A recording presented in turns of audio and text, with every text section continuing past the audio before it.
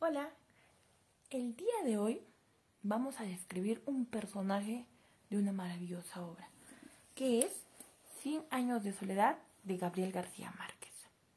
Y empezamos así. Era un día domingo soleado, en donde estaba en la casa Úrsula y su hijo Aureliano Buendía. Estaban caminando por la casa y Aureliano tiene un presagio e indica: hoy alguien vendrá. Y Úrsula, sabiendo de ello, le dice: es obvio, estamos en Macondo, toda la gente pasa, así que no le des importancia. Y al poco momento suena la puerta. Úrsula sale y ve a dos forasteros parados, al lado de una niña. La niña tenía aproximadamente 11 años. La niña estaba ahí y al lado tenía un baúl de ropa, un saco de lona blanco que sonaba cloc, cloc, cloc, una mecedora empotrada con florecitas y una carta. La carta decía que tenía que sí o sí ser leída por José Arcadio Buendía e Úrsula Guarán. Y fue así. La leyeron e indicaban que la niña era hija de sus parientes, de sus primos, que vivían en Manaure. Pero ellos no recordaban haber tenido familia en Manaure, ni tener primos allá, y menos con esos nombres. Así que decidieron creer y como adoptar a la niña, entrar a la casa. Pero también en la carta decía que en el saco de lona estaban sus huesos y que por favor los entierren. La niña, vestida y peinada con unas florecitas negras en el pelo, con un collar de una fotografía, pero por el sudor ya se había despintado. En la muñeca tenía como una pulsera un diente de algún carnívoro, que era para ahuyentar la mala vibra. Y le entraron. Notaron que la niña tenía hambre, tenía la piel color verdosa. Le intentaron dar comida y no quiso nada. Tampoco sabían su nombre, porque en la carta no lo decía. Así que su hijo, Aureliano, comenzó a mencionar nombre tras nombre tras nombre, a ver si ella reaccionaba a alguno de ellos, para que por ende sería su nombre. Pero no pasó nada de eso. Así que decidieron llamarla Rebeca. Luego se dieron cuenta que no comía. Le dieron comida y nada, no comía. Pero Úrsula se percató que a Rebeca le gustaba comer la tierra húmeda, la tierra mojada, y arrancar la cal de las paredes, y se los comía en puñados. Úrsula se espantó. Dijo que cómo era posible que haga eso, o con qué gente habrá vivido antes para que tenga esas costumbres. Así que comenzó a embadurnar todas las paredes con ají para que ella lo deje de comer. Pero ella se las ingeniaba para buscar a Rebeca tierra y cal. Y así que Úrsula comenzó a darle jugos preparados, ácidos y amargos, para que le hagan mal. Así que ella dijo: al hacerle mal, va a dejar de comer la tierra y el cal. Pero no fue así. Úrsula comenzó a agarrar correazos. Comenzó a darle. Le pegó, seguía embadurnando de ají y Rebeca dejó de comer la tierra. Es más, hablaba tan bien y fluido el español que todos se sorprendieron en la mesa. Así que, ya creyéndola normal, Úrsula la lleva al cuarto de los niños, que también estaba Amaranta, que era la hija menor de Úrsula. La lleva y un día la india que trabajaba con ellos, que cuidaba, la ve a Rebeca con el dedo meñique en la boca, bien sentada a medianoche, con los ojos alumbrados como gato. Se espantó y fue corriendo donde Úrsula a contarle que Rebeca sufría de la peste del insomnio. Y Rebeca tenía días sin dormir, pero nadie lo había notado. Úrsula fue corriendo a contarle a su esposo, que él se alegró. José Arcadio Buendía dijo, está bien, cosa que vamos a tener mucho más tiempo en las noches para poder hacer las cosas que nos faltan del día siguiente. La india, preocupada porque ella ya lo había vivido junto con su hermano y por eso había escapado, dijo que eso no era todo, no solo era no dormir, sino comenzabas a olvidar las cosas, comenzabas a olvidar cuál era la utilidad de las cosas. Y eso era lo peor, olvidabas a las personas y obviamente los recuerdos que ya tenías de las personas que amabas. El preocupado comenzaron a nombrar con papelitos todas las cosas. Taza, cama, plato, cuchara y el para qué servía. Así que comenzaron a hacer todo ello. Las personas ya soñaban despiertos, pero era un sueño bien extraño porque tú podías ver lo que yo soñaba y yo podía ver lo que tú soñabas. Eso quería decir que todos podían ver. Y un día Rebeca soñó con una señora de blanco y con un señor. Úrsula entendió que eran sus padres, pero no le dio curiosidad porque tampoco los reconoció. Y Macondo fue cada vez peor porque ya no recordaban, ni ellos mismos se recordaban. Hasta que llegó un viejito y le dio a José Arcadio Buendía la fórmula para poder desaparecer toda la peste. Y así fue. Regresó Rebeca al cuarto de los niños y ya fue bautizada como Rebeca Buendía. Le llamaron Rebeca Buendía, ya obtuvo el apellido Buendía.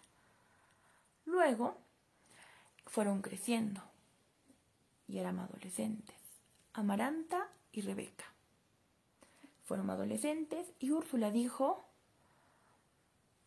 que tenía que ser la casa más grande. La casa tenía que ser mucho más grande para que puedan recibir visitas.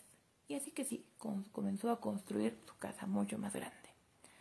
Comenzaron a ser adolescentes, pero Rebeca era mucho más bonita que Amaranta. Era mucho más bonita, los ojos mucho más grandes, era mucho más simpática. Y hasta ese momento nadie lo había notado, ninguna de las dos se había percatado de ello. Hasta que llegó un italiano alto, guapo, educado, lindo. Se llamaba Pietro Crespi. Pietro Crespi llega y él le gustaba tocar la pianola. Y como ellos tenían una pianola, por lo que Melquiades lo había traído, les enseñó a tocar, les enseñó a bailar. Pero como era tan educado, nunca las tocó. Ni a Amaranta, ni a Rebeca. No las tocaba. Les enseñaba a bailar siempre, pero de lejitos. O sea, les indicaba cómo. Hasta que un día se malogra la pianola. Se malogra y quienes le ayudaron a construirla o a reconstruirla fueron Rebeca y Amaranta. Le pasaban los instrumentos para cuidar, para arreglar, le pasaron todo ello. Y un día ahí es cuando Pietro Crespi dice que se tenía que ir de viaje. Rebeca lo acompaña a la puerta, se despide, se entra a su cuarto y se pone a llorar como nunca había llorado antes. Día y noche, día y noche. Y Amaranta, que era muy cercana a ella, no sabía por qué. Y Úrsula desconocía el por qué su hija ya no quería comer y volvió a comer tierra a escondidas. Se ponía puños en el bolsillo, puños de tierra, y comenzaba a escondidillas a volver a probar la tierra. Pero al inicio lo hizo solo porque le daba curiosidad. Después ya sentía la necesidad de volver a querer comer tierra. Y así lo hacía, porque estaba deprimida. Pero aún nadie entendía por qué. Nadie se había percatado el por qué estaba tan triste Rebeca. después de las noches de desvelo, continuó con su vida diaria, que era la costura. Estaba un día en el patio cosiendo Amaranta y Rebeca, porque eran muy unidas. Estaban cosiendo y llega de la nada y sin anunciarse Amparo Moscote. Y ellas desconcertadas, ¿no? La miraron con cara de ¿por qué estás aquí sin anunciarte? Y Amparo indica, quiero que me muestren la mansión. Quiero conocer la mansión. Y así lo hicieron. Fueron 2 horas mostrándole, guiándole por toda la mansión. Y en un descuido de Amaranta, saca una carta y se la da a Rebeca. Rebeca mira la letra hermosa con pluma verde que era de Pietro Crespi y se la guarda en el corpiño. Se la guarda, regresa y emocionada de haber recibido cartas del hombre del que estaba enamorada. Un día, y en todas las que las cartas llegaban, volvió a dejar de comer la tierra. Volvió a dejar de comer la tierra porque estaba nuevamente feliz, estaba nuevamente ilusionada y sabía que era correspondida por Pietro Crespi. Un día esperó a la mula que llegue, porque la mula llegaba cada 15 días trayendo la correspondencia. No llegó, la mula no llegó. Ella volvió a entrar en crisis, volvió a comer tierra, volvió a ponerse triste, volvió a comer puñados y puñados y puñados de tierra. Tanta era su cólera que no le importó, comió con gusanos, con caracoles y con todo lo que la tierra traía y comenzó a vomitar. Se puso enferma. Y Úrsula, desconcertada nuevamente, abrió el baúl, que ella tenía las 16 cartas que Pietro Crespi le había enviado. 16 cartas junto con rosas. En eso, Amaranta se entera que Pietro Crespi estaba enamorada de Rebeca. Y ella también tenía cartas, también se puso mal, se puso a llorar, también comenzó a ponerse, se enfermó. Úrsula no sabía qué hacer con 2 enfermas ahí, llorando, día y noche. Y abrió el baúl de Amaranta y habían también cartas, pero cartas que Amaranta no le había enviado a Pietro Crespi. Cartas que él no sabía que existían. Y Úrsula ahí se lamentó haber tenido una pianola. Si no, nunca hubieran llegado a eso. No hubieran estado enamoradas del mismo hombre. Para eso, Aureliano estaba comprometido ya por acuerdo con Remedios. Y en el acuerdo también decía que Pietro Crespi se iba a casar con Rebeca, porque el amor era correspondido. Rebeca se sanó. Misteriosamente se sanó. Ya no estaba enferma, sabiendo del acuerdo que ya habían quedado. Amaranta dijo, se van a casar, pero sobre mi cadáver, porque yo no voy a permitir que ella sea feliz como el hombre que yo amo. Amaranta fue y buscó a Pietro Crespi, que ya había llegado, y le dijo todo lo que ella sentía por él. Y él, siendo un hombre caballero, le indica que tiene un hermano menor, como el que ella podría ser feliz. Ella lo tomó como una ofensa y le juró que nunca iba a dejarla serlo feliz con Rebeca. Él, asustado porque vio la cólera y la ira en Amaranta, fue y se lo contó a Rebeca. Rebeca se lo contó a Úrsula. Y Úrsula habló y dijo que se la iba a llevar para que el matrimonio, que ya era la fiesta pactada, estén juntos y estén felices. Amaranta se iba a ir de viaje y se despide con un beso en la mejilla con Rebeca. Pero al despedirse le menciona que nunca la va a dejar ser feliz y ella lo va a hacer sobre su cadáver.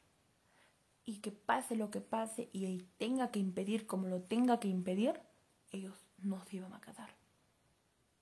Ella, asustada, estaba otra vez infeliz, no sabía qué hacer y se la llevaron. En ese tiempo, cuando Úrsula se va, la que queda a cargo de la casa fue Rebeca. Todos los días Pietro Crespi llegaba como un juguetito, todos los días. Y gracias a esas visitas, la casa comenzó a llenarse de puros juguetitos. Para eso visita Rebeca Pilar Ternera, que era vidente de cartas, veía las cartas, sabía leer e interpretar las cartas. Y le indica y comienza a ser su amiga. Y ella comienza a tener recuerdos sobre cuando llega con el saco de lona, que sonaba cloc, cloc, cloc, cloc, y dice, tengo que enterrarlos, es mis familiares. Y va y se lo comenta a su padre, José Arcadio Buendía. Y él comienza en secreto a llamar a todos los que han construido la casa para ver dónde lo habían metido ese saco de huesos, ese saco de lona lleno de huesos, para poder enterrarlo. Así que agarran y comienzan a buscar toda la casa. Y en un muro encuentran todo el saco de lona. Lo llevan al cementerio, donde ya estaba enterrado Melquiades, y lo entierran al costado. José Arcadio Buendía quedó mucho más tranquilo, mucho más descargado, porque él tenía una deuda pendiente, tenía un cargo de conciencia por la muerte de Prudencio Aguilar. Y regresa a la casa mucho más liberado. Besa a Rebeca en la frente y le indica, serás feliz, ya lo vas a ver. Para eso ya iba a llegar el día de la boda. Remedios ya se iba a casar con Aureliano. Y entonces su boda, porque iba a ser el mismo día, ya estaba cerca. Pero se vio interrumpida. ¿Por qué? Porque le llegó a Pietro Crespi una carta diciendo que su mamá estaba enferma. Y él tenía que ir sí o sí a la ciudad. Y en el camino que él iba a la ciudad, se encuentra en la mitad con su madre. Que su madre estaba yendo a su matrimonio, pues a su casorio. Estaba yendo. Y dice, entonces era una carta que no era verdad. Alguien quiso interrumpir la boda y no se llegó a dar. Cuando él quiso regresar en 5 caballos, hizo todo lo posible, llegó cuando la boda ya había terminado. Rebeca, desconsolada, triste, le echaron la culpa a Amaranta, que obviamente ella ya había dicho a todo el mundo que no iba a permitir la felicidad de Rebeca con Pietro Crespi. Ella lloró y lloró y lloró diciendo que era inocente, que no había mandado esa carta para que Pietro Crespi vaya a la ciudad a buscar a su madre. Eso indicó ella, pero realmente nadie le creía, porque ella se había encargado, y es más, ella misma sabía que tenía que impedir ese matrimonio. Para eso, el padre Nicanor había dicho que tenía que construir el templo. Y recién se iban a poder casar otra vez. Recién se iban a poder casar Pietro Crespi y Rebeca. En eso dijeron que más o menos iba a estar la construcción en 10 años. Úrsula se sintió muy, muy mal por lo que estaba pasando. Así que dio una cantidad para el padre Nicanor y dijo que eso se había aplazado el tiempo. Ya no iba a ser 10, sino 5 años. Amaranta, contenta por la decisión que estaba pasando, le hace un comentario pasivo-agresivo de, está bien, alégrate. Tú vas a ser la primera que va a estrenar esa iglesia con tu matrimonio. Ellos, ya pensando que iban a ser enamorados eternos, comenzaron a verse mucho más, digamos, las lámparas hacían que abrían la ventana para que el aire apague las lámparas.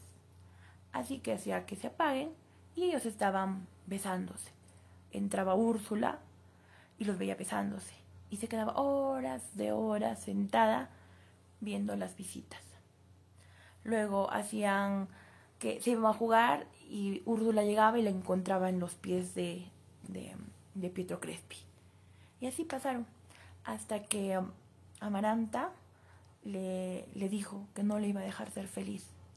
Y por su cuenta corría que por lo menos esos 5 años que faltaban para que se termine de construir la iglesia, no la iba a matar. Que se sienta alegre, que iba a seguir con vida por lo menos 5 años más y le iba a dejar tranquila ese tiempo, pero que no se iba a casar ella con Pietro Crespi. Así que con todo eso, Pietro Crespi decidió dar el dinero que faltaba para que ya termine de construirse toda la iglesia. Y así lo hizo, dio. Ya solo faltaban 2 meses para el matrimonio, solo 2. Y ahí es cuando Rebeca va a ver su vestido de bodas, pero Amaranta no contó con eso, porque le había quitado todas las todas las bolitas de neftalina para cuidarla de las polillas. Y cuando Rebeca saca el vestido, todo estaba lleno de polillas que se había como comido la tela. Así que ese tiempo que faltaban 2 meses, sí le dio tiempo de hacer otro vestido.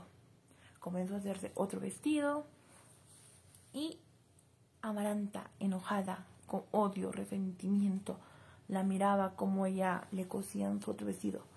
Ya faltaba tan solo un par de días para que ya la boda por fin se dé.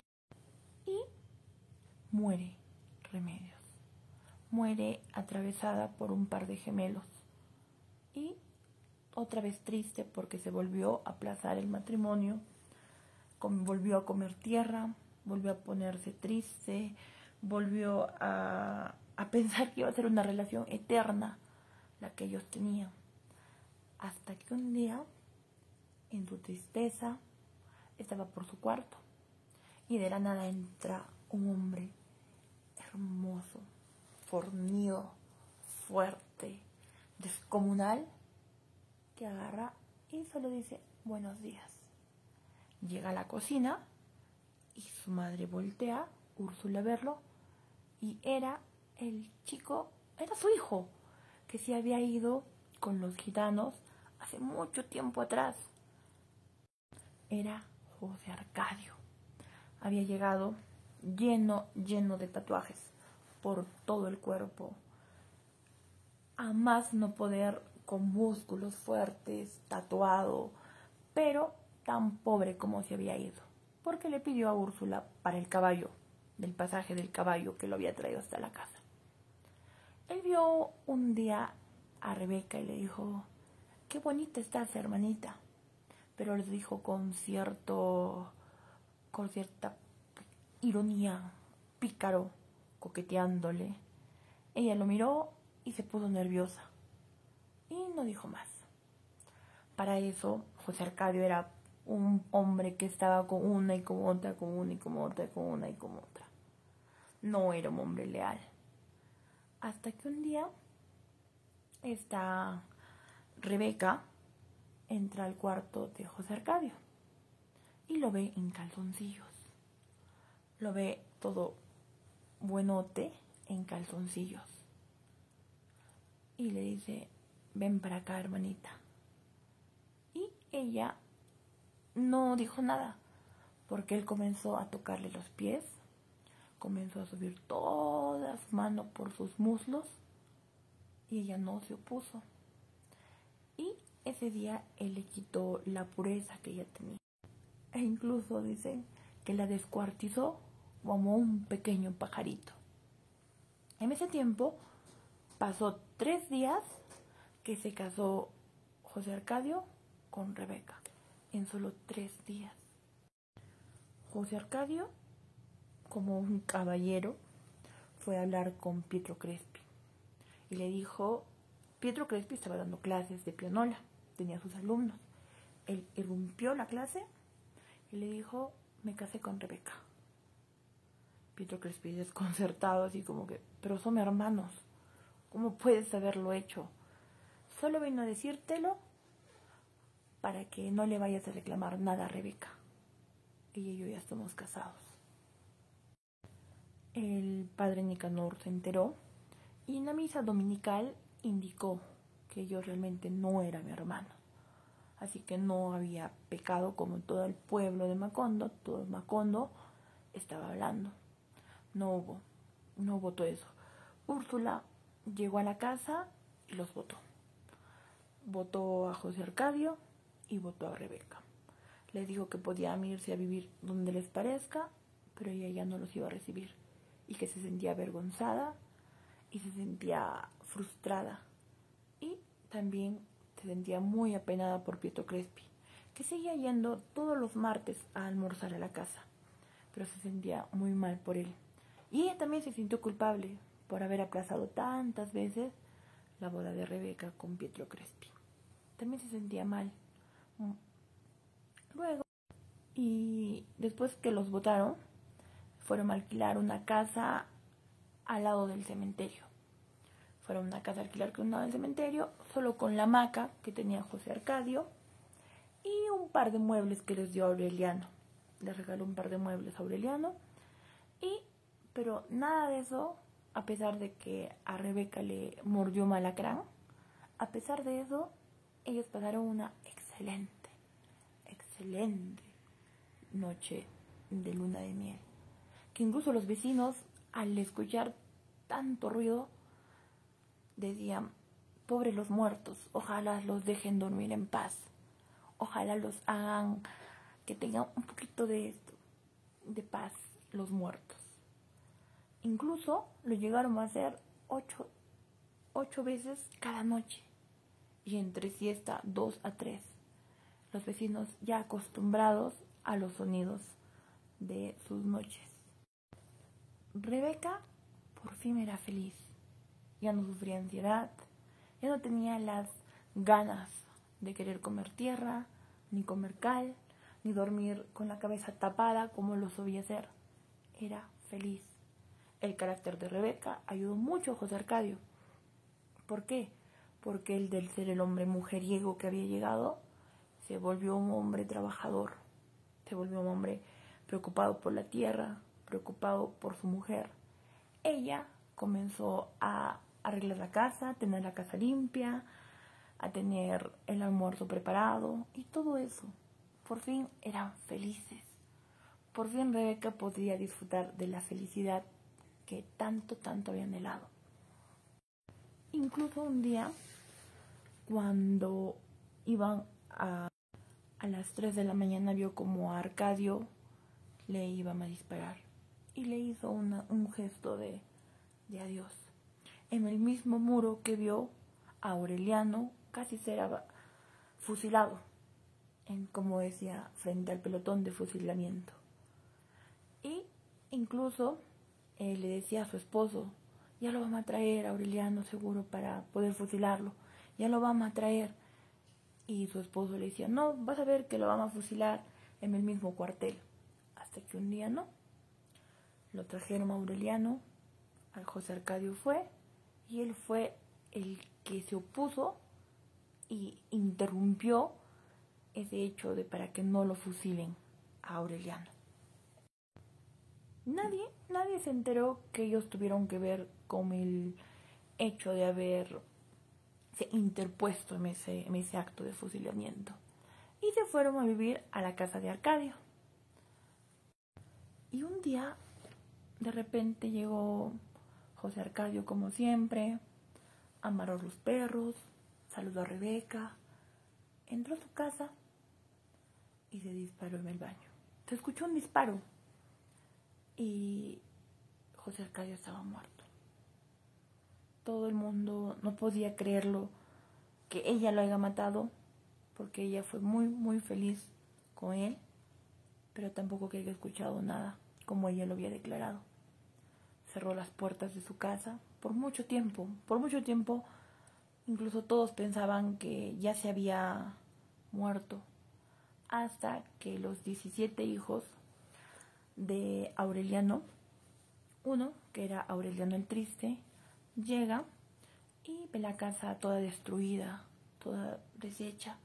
Y ahí es cuando le pregunta a Úrsula, ¿no? Le pregunta a Úrsula y le dice que quién vivía ahí. Y ella le dice que Rebeca, que incluso ya debería estar muerta. Él fue y vio a Rebeca viva, pero la casa destrozada, la casa sin vida. Ya la casa ya no tenía vida. Y cuando llegan de visita sus 16 hermanos, porque eran 17, deciden arreglar la casa. Deciden arreglar la casa por fuera, porque ella no les permitió entrar. E incluso les mandó dinero para pagarles la molestia de lo que hicieron por su casa por afuera. Pero tanto era lo que no estaba ella con la sociedad, que les dio dinero que ya no estaba en circulación. Ahí es cuando Aureliano el Triste no le cuenta que estaba sola, vieja, sin nadie, con nada de ganas de vivir. Y se lamentó tanto Úrsula. Y dijo que todo lo que ella hubiera querido para su familia, para los buen día, Rebeca lo tenía y le dio la espalda. Un día, a fines de año, su ama de llaves o trabajadora de confianza que estuvo con ella durante todos los años que ella estuvo encerrada, Argénida, llamó a las autoridades para decir que no abría la puerta. 3 días ya. Empujaron y la vieron ahí, en forma de camarón, pelada y con la mano en la boca, como el de Dominique, como él lo hacía cuando tenía ansiedad. Y así muere Rebeca Buendía.